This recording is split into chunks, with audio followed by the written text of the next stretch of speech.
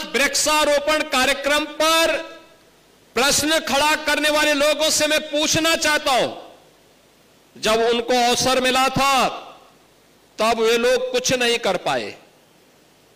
तब उन्होंने योजनाओं को भ्रष्टाचार का केंद्र बिंदु बनाया, लूटपाट का केंद्र बिंदु बनाया। आज हमारी सरकार 1 डिस्ट्रिक्ट 1 प्रोडक्ट दे रही है, 1 डिस्ट्रिक्ट 1 क्रॉप दे रही है। और इन लोगों ने, समाजवादी पार्टी रही हो या कांग्रेस या बहुजन समाज पार्टी, इन लोगों की सरकार थी, इन लोगों ने 1 डिस्ट्रिक्ट 1 माफिया दिया था, 1 डिस्ट्रिक्ट 1 माफिया। इन लोगों ने परिवारवाद के नाम पर समाज में जहर घोलने का काम किया था। ये माफिया जंगलों के अवैध कटान करवाते थे, ये माफिया अवैध खनन कराते थे, ये माफिया जमीनों पर कब्जा करते थे, ये माफिया अराजकता का तांडव करते थे, गरीबों पर अत्याचार करते थे। लेकिन अब माफिया प्रवृत्ति के खिलाफ जीरो टॉलरेंस की नीति का परिणाम प्रदेश भर में देखने को मिल रहा है। बहनों और भाइयों, आज उसी का परिणाम है। प्रदेश के नौजवानों के सामने अब पहचान का संकट नहीं है। अब प्रदेश का नौजवान देश के अंदर कहीं जाता है, पहले उसे पहचान छुपानी पड़ती थी, अब जब वो उत्तर प्रदेश का नाम बोलता है तो सामने वाले के चेहरे पर एक चमक होती है उत्तर प्रदेश के नाम को सुन करके। ये नई पहचान बनी है। बहनों और भाइयों, लूट के नाम पर किस प्रकार का तांडव था, याद करिए। आज पूर्वांचल एक्सप्रेस वे पर अयोध्या के बाद फिर मैंने अयोध्या में इन लोगों ने राम भक्तों पर गोलियां चलाई थी।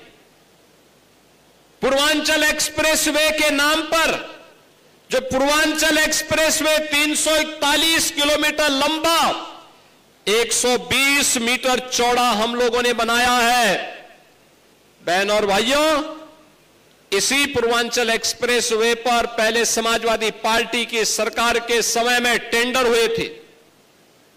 उनका टेंडर था 340 किलोमीटर का, चौड़ाई थी 110 मीटर और उसकी लागत थी उनकी समय में 15,200 करोड़ रुपए। नोट करिए, 340 किलोमीटर लंबा, 110 मीटर चौड़ा और टेंडर में उनकी लागत इन्होंने बनाई थी 15,200 करोड़ रुपए।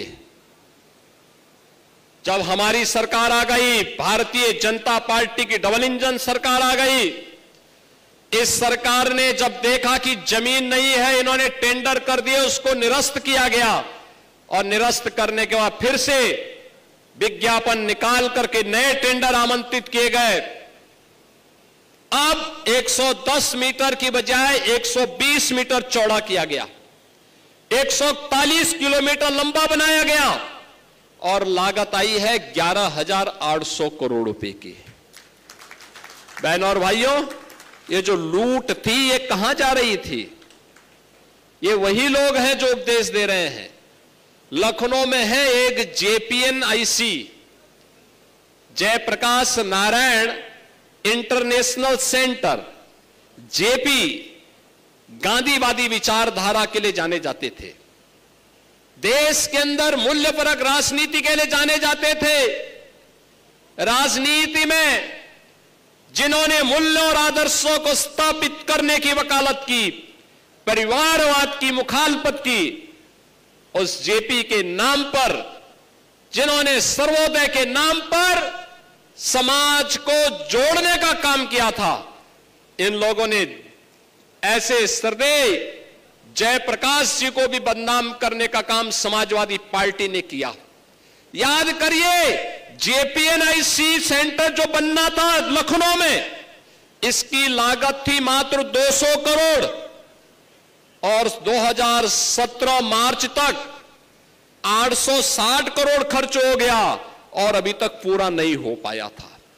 CBI जांच चल रही है और इसीलिए बबुआ इस बात को लेके बौखला गए हैं कि इनके लूट का, इनके भ्रष्टाचार को उजागर करने वाला, याद करिए 200 करोड़ का कोई कार्य 860 करोड़ खर्च हो जाए और तब भी पूरा ना हो, ये लोग नैतिकता की बात करते हैं।